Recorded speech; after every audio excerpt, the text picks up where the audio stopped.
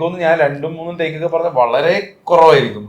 Almost എനിക്ക് വേണ്ടത് ആദ്യം തന്നെ നമ്മൾ വ്യക്തമായ കമ്മ്യൂണിക്കേഷൻ ഉണ്ട്. ഇപ്പം ഫ്രം ദ പ്രീ പ്രൊഡക്ഷൻ മുതൽ പുള്ളി സ്ക്രിപ്റ്റിൽ എന്താണെന്നുള്ളത് നമ്മൾ കമ്മ്യൂണിക്കേറ്റ്. പുള്ളി അന്ന് രാവിലെ ഷോട്ടിൽ വന്നതിനോട് ചോദിക്കും ഇതിന് എന്താണ് ഉദ്ദേശിക്കുന്നത്, ഇതിൽ എന്താണ്, എങ്ങനെയാണ് സ്റ്റാലിൻ, ഇത് എങ്ങനെയാണെന്നൊക്കെ ചോദിച്ച് അപ്പൊ അത് ഷോട്ടിലേക്ക് വന്ന് ചേട്ടാ ഇതാണെന്ന് പറഞ്ഞാൽ അത് പുള്ളി ഡെലിവറി ചെയ്യും.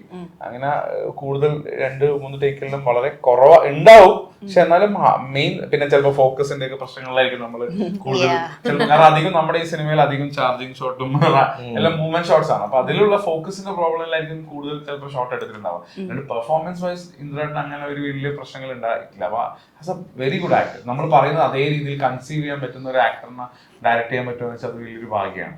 So he deserves more. And I think ഉറപ്പായിട്ട് ഇനി ഇന്ദ്രജിത്തിന്റെ ഒരു കാലമാണ്. തീർച്ചയായിട്ടും വരാനിരിക്കുന്നേ ഉള്ളൂ ഇന്ദ്രജിത്തിന്റെ ടൈം. ഇപ്പം നിശാന്തേട്ടന് ഇത്ര വർഷത്തെ എക്സ്പീരിയൻസ് ഉണ്ട്, നന്നായിട്ട് അറിയുന്ന ആളായിരിക്കും. അപ്പൊ എപ്പോഴെങ്കിലും അങ്ങനെ ആലോചിച്ചിട്ടുണ്ടോ ഇദ്ദേഹത്തെ അങ്ങനെ യൂട്ടിലൈസ് ചെയ്യുന്നില്ല എന്ന്? ഇല്ല, അത് എനിക്ക് തോന്നുന്നത് അത് ഇൻഡസ്ട്രിയിലുള്ളവർ മാത്രമല്ല, അദ്ദേഹത്തിന് അറിയുന്നവർ മാത്രമല്ല, പൊതുവേ അല്ലേ നമ്മൾ മലയാളികൾ എല്ലാവരും ചിന്തിക്കുന്ന ഒരു കാരണം എല്ലാവർക്കും ഇഷ്ടമാണ് ഇതിനെ വളരെ മുമ്പില് കാണാൻ എല്ലാവരും ആഗ്രഹിക്കുന്നുണ്ട്. അത് I think he is a hero with no haters. അതാണ് ശരിയാണ്. അങ്ങനെ ഹേറ്റേഴ്സ് ഒന്നും എവിടെ ഹേറ്റ് കമന്റ്സ് അങ്ങനെ അധികം കണ്ടിട്ടില്ല. ഇപ്പം അത് ഈ കമന്റ് സെക്ഷനിൽ മൊത്തം ഭയങ്കര എന്താ പറയാ, ഭയങ്കര ഈ അടുപ്പിച്ച് സൂപ്പർ ഹിറ്റ് തരുന്ന ആൾക്കാർക്ക് വേണ്ടിയിട്ടുള്ള ഒരു ക്ലാപ്പില്ലേ, അത് ശരിക്കും നമുക്ക് കമന്റ് സെക്ഷനിൽ പുള്ളി നല്ല സിനിമകള് പുള്ളിയുടെ നല്ല സിനിമകൾ വരണമെന്നും പുള്ളി ഇനിയും he has to do more, അല്ലെങ്കിൽ പുള്ളി ഇനിയും ഡിസേർവ് ചെയ്യുന്നുണ്ടെന്ന് ഒരുപാട് മാസ് ഓഡിയൻസ് ആഗ്രഹിക്കുന്നുണ്ട്. ഇപ്പൊ ഞാനിപ്പോ പടം അനൗൺസ് ചെയ്യുമ്പോൾ തന്നെ നമ്മൾ നോർമൽ ഒരുപാട് നാട്ടിലുള്ള ആളുകളായാലും എല്ലാം പറഞ്ഞു അയാൾ പൊളി ആക്ടറാണ്, അയാൾ ശരിക്കും വരണം, അങ്ങനെയാണ്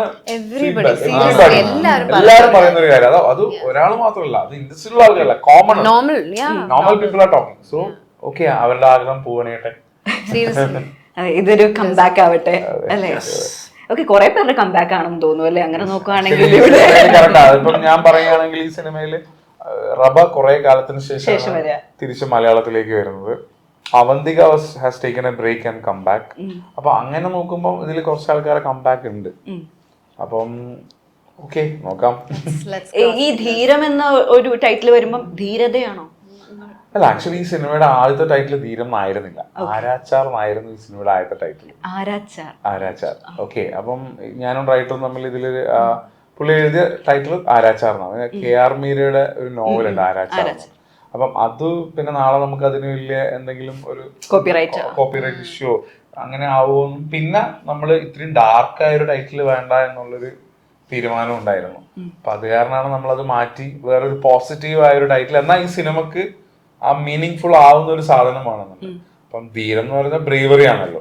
സ്വാഭാവികമായിട്ടും ഈ സിനിമയില് ചില ആളുകളുടെ ബ്രേവറി ഉണ്ട്. അപ്പൊ അത് കാരണം ആണ് ഞാൻ അങ്ങനത്തെ ഒരു ടൈറ്റിൽ ഇത് കൊടുത്തത്. ഓക്കെ, നിങ്ങൾ 4 പേരിൽ ഏറ്റവും ധീരതയോടെ നിങ്ങളെടുത്തൊരു തീരുമാനം എന്തായിരിക്കും? നിശാന്തേട്ടാ ഭയങ്കര കറേജിയസ് ആയിട്ട് എടുത്ത ഒരു തീരുമാനം ലൈഫിൽ എന്തായിരിക്കും? എന്താണ് അത്? ഇടയ്ക്കിടയ്ക്ക് എടുക്കേണ്ടി വരുന്നുണ്ട്. സത്യം ഒന്നല്ല, ഓരോ പ്രാവശ്യവും ഒരു തീരുമാനം എടുക്കും, പിന്നെ വീണ്ടും നമ്മള് തളർത്തിക്കളയും, വീണ്ടും നമ്മൾ ആ തീരുമാനം എടുക്കും. അത് തന്നെയാണ് അതിന്റെ ഒരു രസവും അല്ലേ? ഒരു തീരുമാനം എടുത്ത് അങ്ങനെ പോകുന്നതിലും ഇടയ്ക്കിടയ്ക്ക് തീരുമാനങ്ങൾ തീരുമാനം എടുക്കണം. അതെ, ഒരു കറേജിയസ് മൊമെന്റ് അങ്ങനെ എടുത്തൊരു തീരുമാനോ? ഞങ്ങനെ കറങ്ങി വരാം, ഓർത്ത് വെച്ചോ. എനിക്ക് തോന്നുന്നു ഈ ഒരു എൻറ്റയർ ജേർണി ഈ ഒരു ഇൻഡസ്ട്രിയിൽ വരുന്നതും അത് കോയിൻസിഡൻ്റൽ ആയിരുന്നു. ബട്ട് ടു ഈവൻ കണ്ടിന്യൂ എന്ന് പറയുമ്പോൾ എനിക്ക് തോന്നുന്നു പേഴ്സണലി ഭയങ്കര ഒരു കറേജസ് മൂവ് ആണ്. ബിക്കോസ് ഒരു ബാക്ക്ഗ്രൗണ്ടും ഇല്ല, അങ്ങനെ വലിയ സപ്പോർട്ടും ഇല്ലായിരുന്നു. പേരൻസ് ആണെങ്കിലും വേണ്ട എന്നൊക്കെ പറഞ്ഞിരുന്ന ഒരു സമയത്ത് ഞാൻ ഫസ്റ്റ് സിനിമ തന്നെ ഭയങ്കര കോയിൻസിഡൻ്റൽ ആയിട്ടാണ് വരുന്നത് മെഡിക്കി കഴിഞ്ഞ്. അപ്പോൾ ഒരിക്കലും എക്സ്പെക്ട് ചെയ്യാത്ത ഒരു പാത്തിൽ ഇങ്ങനെ പെട്ടെന്നൊരു സപ്പോർട്ടൊന്നും ഇല്ലാതെ വന്ന് നിൽക്കുമ്പോൾ കുറേ ഡിസിഷൻസ് എടുത്തിട്ടുണ്ട് ആ സമയത്ത്. എനിക്ക് തോന്നുന്നു ലൈഫ് ഇൻ ജനറൽ എൻ്റെ ഒരു journey into the film industry എന്ന് പറയാം ഏറ്റവും ബിഗ്ഗസ്റ്റ് കറേജിയസ് മൂവ് സത്യം ധീരതയോടെ എടുത്ത സിനിമയില് നിലനിൽക്കുക നമ്മള് അത് ശരിക്കും നല്ല കറേജ് തന്നെ വേണം. കാരണം അത്ര എളുപ്പമല്ല, ബാക്കിയുള്ള ജോലികൾ പോലെ ഒന്നുമല്ല. ഒരു അൺസർട്ടനിറ്റി ഉണ്ടല്ലോ ഇതിൽ എപ്പോഴും. അപ്പം നമ്മള് ഓരോ ദിവസവും അത് തന്നെയാണ് എനിക്ക് തോന്നുന്നത്, ഞാൻ നേരത്തെ പറഞ്ഞത്, ഓരോ പ്രാവശ്യം എടുക്കും. ഓരോ പ്രാവശ്യത്തെ courageous ഓരോ സിനിമ ആയിരിക്കും അല്ലേ? അതെ അതെ തീർച്ചയായും. സെയിം ഈ റബയാണെങ്കിലും നിശാന്തേട്ടനാണെങ്കിലും ജിതിൻ ബ്രോയ് ആണെങ്കിലും സിനിമയില് വരാന്ന് പറയുന്നത് എന്റെ പൊന്നെ, അതൊരു കിട്ടുന്ന ധൈര്യം വേണം. നമ്മൾ ഇന്ന ഒരു വർഷം കൊണ്ട് നമുക്ക് ഇത്രയും പൈസ ഉണ്ടാക്കിയിട്ട് കാറ് മേടിക്കാം, അല്ലെങ്കിൽ കല്യാണം കഴിക്കുന്നില്ല, എന്തെങ്കിലും ഒരു നാള് സിനിമയിൽ രക്ഷപ്പെടും. ഇത് മാത്രം ചിന്തിച്ചിട്ടാണ് ഇറങ്ങുന്നത്. ഞാനൊക്കെ എംടെക് കഴിഞ്ഞിട്ടാണ് ഞാൻ ഇതിൽ ഫീൽഡിലേക്ക് ഇറങ്ങുന്നത്. അപ്പൊ ഇത്രയും വലിയ പഠിപ്പ് അങ്ങനെ സർട്ടിഫിക്കറ്റ് മാറ്റി വെച്ചിട്ട് ഫസ്റ്റ് തുടങ്ങുകയാണ്. അതിന്റെ ഒരു ധീരത ഭയങ്കര വലുതാണ്. കാരണം എനിക്കൊരു ലൈഫിൽ എന്നോട് എന്ത് പറ്റില്ല എന്ന് പറഞ്ഞു അത് ഞാൻ നേടും. എനിക്ക് അങ്ങനെ ഒരു വാശിയുണ്ട്. ഞാൻ നേരത്തെ ഒരു ഇന്റർവ്യൂവിൽ പറഞ്ഞു, ഞാൻ സ്കൂളിലൊക്കെ നാടകത്തിന് അങ്ങനെ ഒരു ഡയലോഗ് തെറ്റിച്ചിട്ട് അന്ന് ജില്ലാ കലോത്സവത്തിനൊക്കെ ഫസ്റ്റ് പോയി അങ്ങനെ കുറെ ചീത്ത പറഞ്ഞ അനുഭവങ്ങളൊക്കെ ഉണ്ട്. ഞാൻ കാരണം ഒരു ഡയലോഗ് തെറ്റി, അപ്പൊ അത് കാരണം കലോത്സവത്തിന് കിട്ടിയില്ല, ഫസ്റ്റ് പ്രൈസ് കിട്ടണ്ടായിരുന്നു. പക്ഷെ ഇതിലേക്ക് വന്ന് ഇങ്ങനെ നമ്മള് ആരും ഒരു ബന്ധമില്ല, ഒരു കണക്ഷനും ഇല്ല, എന്തോ ഒരു ധൈര്യത്തിന്റെ പുറത്ത് സിനിമയിൽ എന്തെങ്കിലും ആവണം എന്ന് മാത്രം ചിന്തിച്ചുകൊണ്ട് വേറെ ഒന്നും ഫോക്കസ് ഇല്ലാണ്ട് അന്ന് മുതലുള്ള യാത്ര പോണവർ എത്തി നിൽക്കാന്ന് പറയുമ്പോൾ അതിന് വലിയ ധീരത സിനിമാക്കാരെ എല്ലാ ആൾക്കാരും ഫേസ് ചെയ്യുന്നതാണ്. അത് വലിയൊരു ചലഞ്ചാണ്. സിനിമയിൽ ഒന്നില്ലാണ്ട് ഒറ്റന്ന് ബിൽഡ് ചെയ്ത് വരാന്ന് വെച്ചാൽ ചില്ലറ പണിയല്ല, അത് ഭയങ്കര ധീരത തന്നെ വേണം. നാല് ധീരന്മാരാണ് എന്റെ മുന്നിൽ.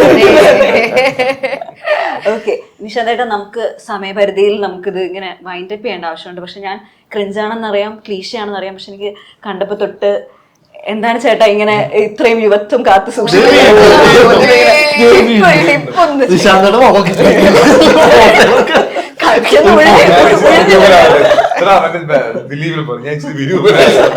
എന്തൊരു കഷ്ടം ഇത്. എല്ലാരും എന്താ ഇങ്ങനെ എന്തായിരിക്കും നമ്മുടെ സൗന്ദര്യം ഒരു ശാപമാണോ?